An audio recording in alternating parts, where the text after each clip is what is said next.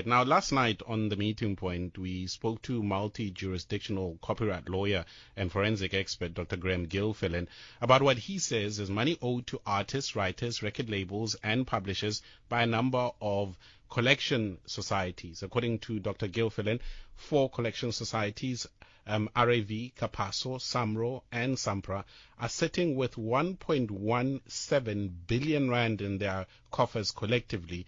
Money, he says, is not being paid to their rightful recipients. We made an undertaking that we would reach out to these societies and afford them a right of reply on this very important issue. And I'm glad that the team was able to secure and have with us this evening the CEO of SAMRO, Annabell Lebethe. Thank you very much for making time to speak to us, ma'am. Good evening. A pleasure. Good evening, Dr. And good evening to the listeners of SAFM. A very important matter that one needs to discuss, but I think as a start, if we could, for the benefit of some of us who might not be aware, what is and who is SAMRO, and what service or work do you do? Okay, thank you for the opportunity, firstly, Professor. I think just to try and summarize it for the listeners, we are the Southern African Music Rights Organization. And our mandate through the Copyright Act is to collect royalties on behalf of our members, who are the composers, authors, and publishers of musical works. We collect only performing rights, and there are other societies that look at other rights as well. So, for example, mechanical rights that are collected by Capasso. So our mandate is only within the confines of performing rights as legislated. All right. So we would then, by process, just license broadcasters, for example, like the SABC, who would then pay royalties to SAMRO for us to distribute to the owners of that particular musical work. So effectively, SAMRO is that intermediary between, where between yourself, between the artists, and, for example, the example that you gave, the SABC paying for playing the music, and you as an intermediary would be paying the owners of the material itself. That's correct. All right. So, which brings us then to the issue at hand, the conversation that we had last night with Dr. Graham Gilfillan. And I must say, it also stems from, and I'm sure you came across the article, at least that I saw over the weekend in the City Press newspaper, particularly around the estate of Lebo Mathosa, as well as the late Ray Phiri.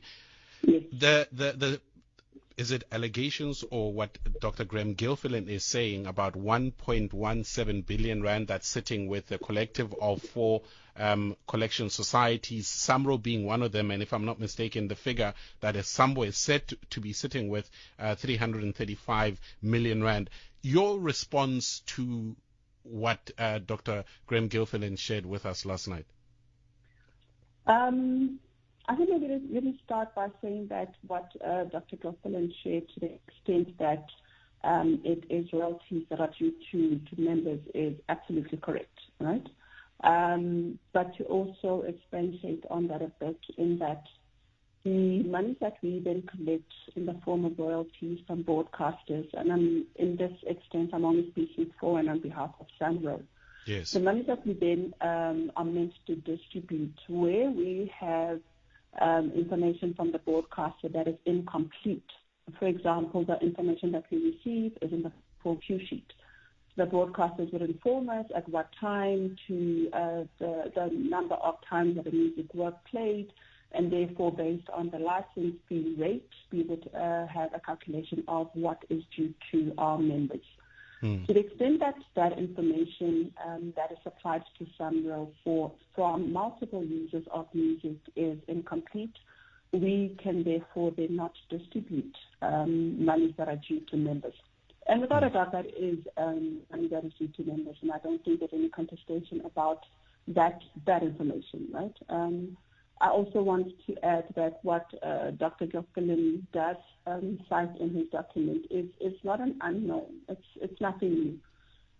We have for many years been working with our members as a responsibility and to demonstrate our duty of care, that we want to reduce that the allocation that is sitting, that hasn't been widely allocated to members, which is called undocumented works, or internationally is what is referred to as unidentified works. And it's unidentified for a number of reasons. It could be that the composer information is incomplete. It could be that the notification that we have is incomplete. The cues that we received specifically for other TV-related or film program or adverts is incomplete, and there's no source documentation. It could be that some of the information belongs to members who are not SAMRO members. So there are multiple reasons as to what the hindrance or impediment would be to a SAMRO to distribute monies. But our members are fully aware and have for many years been apprised of how this is a concern for the organization, and equally so a concern for members. And we, together with our members who are the composer, authors, and as well as the publishers, have put plans in place to ensure that from a documentation process, from a notification process of the works, that information is accurate, and that we are rightfully paying money that are due to the rightful holders of that right. It would then be remiss of us money to incorrect recipients or beneficiaries or non-rights holders. So therefore, the responsibility is huge for SAMRO, for us as an organization, and also equally so for our members. So there's nothing untoward or hidden in the way that our members have been apprised of this information. It is public to our members, and we disclose it in our annual reports. And at every AGM, we have a conversation with members where we present these figures and the plan that we have in place to reduce that. We should not be holding those monies that are due to members, but to the right holder of that particular right. We are in conversation with the CEO of the South African Music Rights Organization, SAMRO, Annabell Lebethe, in response to the conversation that we had last night with Dr. Graham Gilfillan, multi-jurisdictional copyright lawyer, around money that is said to be owed by a number of collection societies in South Africa, SAMRO being one of them. And again, to be clear from what you're saying, Lebethe, that the 335 million figure that has been cited, that is a fact, as you said, is public knowledge. I think the one challenge that one has is, you would know the history in our country, particularly of artists who die poor or live poor, who do not have access to the fruits of their labor, the fruits of their work, artists being some of the most important in the country and in a nation's story and history and soundtrack. So when you hear of and read of these figures that are outstanding, it leaves one wondering how quickly it can be resolved. I mean, for example, how long has SAMRO been sitting with these large sums of money, while noting the challenges that you say have contributed to why these monies have not been distributed? Let me give an example, so as far back as 2018. So what we were able to distribute from that undocumented non-royalty amount was in the region just under 50 million. That was for financial year that ended in June 2018. In June 2019, we distributed also in the region of 46 million of that amount, which sits under undocumented. And 2020 financial year, we distributed in the region of 52 million. 21 was a slight decrease, which was around 21 million. So it is, I think it's, the impression that is created in the document that Dr. Gilfillan issued is that, for one, SAMRO as a collective society does not have any intention of reducing that amount. And I think, as I indicated, because we recognize our governance and fiduciary responsibilities as the board of directors and as management, and as having a responsibility to our members, we have put in place those initiatives and mechanisms, working with our members, working with publishers, working with composers and other users of music to best improve they respond from a documentation point, that the information that we get has to be correct. So the information that we have on our records is not comprehensive to the extent that it facilitates that process. It then creates this delay in distributing that money. We're concerned about the livelihood and the well-being of artists. Yes, of course, we're concerned about our members' well-being. And to confine it to the responsibility that we have to our members, our first and foremost point of engagement is with our members, and we will do everything in our power to make sure that we do right by our members. And we have done right by our members, and we will continue to do right by our members.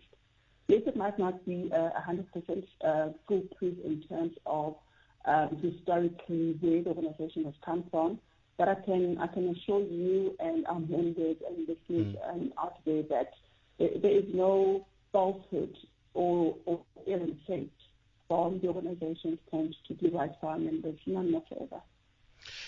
I'm going to ask on behalf of artists, on behalf of writers, composers. Again, going back to at least what I know of SAMRO and the work that you do. To be clear that there isn't any money sitting with SAMRO that you have the correct information that it belongs to me and that it should come to me. There isn't such. Noting the challenges that you've mentioned, but of these amounts that we've spoken of, there isn't a case where money is being withheld for any other reason except that we can't find you, Koketso, on the system, or you're not registered with SAMRO, therefore we're not able to pay you. Dr. I'll use figures, right, to respond to demonstrate how the organization functions in terms of distribution. We've got a series of distributions that happen throughout the year. So the latest distribution, which was for the television distribution, what we call primary distribution from just royalties received from television, was the highest that it's ever been in the history of the organization, which was done by the end of March. And that was a figure of 73 million rand. There is no way that SAMRO would act in a way that is not in the interest of its members, because we were established by the members. Because members have said to us, we trust you enough to do the right thing. And therefore, I go back to the point that I made earlier on. To what benefit would SAMRO derive from sitting with members with money that are not ours and not pay them over to members? We have to pay them over to members. We want to pay them over to members. We pay them over to members. And so as we see the improvement in terms of systems, in terms of internal control, better documentation, working with multiple stakeholders to improve our documentation rate, these figures will continue to go up. So to answer you, you've notified SAMRO of your works. Your information in terms of your repertoire is correct. Whether or not there are share splits in terms of the owners of that music, you will be paid. SAMRO will not be sitting for that distribution. You will not be sitting on with your monies. So if it comes to radio and TV, we've got another distribution coming up. And where there have been corrections that need to be made, we will also facilitate the payments through a post-sequence distribution run. So throughout the year, we have various distribution sequences that run within the organization. And there would be no reason for us to be holding your money if it is due to rightly so, and the information is correct. Right. And we seek to improve on that return rate as well, and the payment rate with every distribution that we run. All right. Before we let you go, we just received a call, and I'm hoping that you can give us a few minutes of your time, Lebethe. We're in conversation with Annabell Lebethe, who's the CEO of the South African Music Rights Organization, and we do have. Oh, okay. Wait, hold on. the team had somebody on standby, but hopefully they can just reconnect with them. But I was going to ask this as a final question, make it second last, and we'll have the caller ask the final question. But I wanted to, in noting where the South African music industry is and the explosion of Amapiano and what young people in South Africa are doing and how it contributes to their livelihood and their future, do we have enough South Africans and young people in particular knowing enough about the role of SAMRO and in turn engaging SAMRO? So people, we are on our social media platforms are out there. We are working with stakeholders to educate and inform prospective members. We have a deluge of interest from young people who are wanting to register. I think at the last count, we're sitting at about 10,000 new prospect members, largely made up of young people who find us on our social media platforms. And the information is out there. You know, we've got a YouTube information that is available. Our website is available. We go out to any and every music-related event or function that seeks to educate and inform. You will find a SAMRO representative there. Our members know where we are located. If they've got any inquiries or concerns or seek clarity around their specific distributions and royalties, we out there. Literally, we are in Bloemfontein. Pick up the phone, call us. You know, we can call you back if you need to know a bit more. Right. But in closing, we're going to also be looking at piloting regional centers so that we're also available in various provinces outside of Gauteng, just to provide a better service offering to our members. But our members do know what we do. Our members are in touch with us on a regular basis, and like I said, there's no information. There's no need for us to be hiding information. This is not new, and members know how we go about doing the work that we do. All right.